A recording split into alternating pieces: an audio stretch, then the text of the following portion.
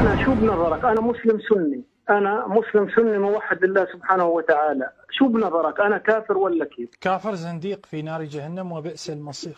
لا، أشهد أن لا إله إلا الله وأشهد أن محمدا رسول الله. كافر زنديق ملعون إبليس أشرف منك وأطهر.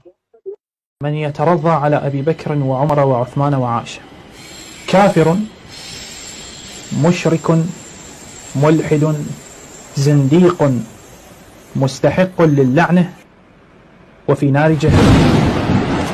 لا يوجد فئة على وجه الأرض أخبث وأشر وأكفر وأعظم نفاقا وأعدى للعرب وللإسلام من العرب، للمسلمين من العرب وللسنة من أهل الإسلام مثل هؤلاء ورثة المجوس، سدنة بيت النار، الدعاة إلى إعادة بيت النار.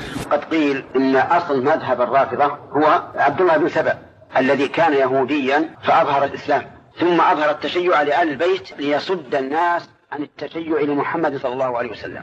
الروافض يكفرون الصحابة ولا يستثنون إلا أهل البيت فقط، عليا وذريته والأئمة الاثني عشر كما يقولون. فلا يوجد نفاق أعظم من نفاقهم، ولا كفر أعظم من كفرهم، ولا ضغينة على الشعب العربي وعلى المسلمين وعلى السنة مثلهم. فلا بد أن يفهم هؤلاء على حقيقتهم، لا تغتروا بالتزييف ولا تغتروا بالمخدوعين ولا تغتروا بالجهلة.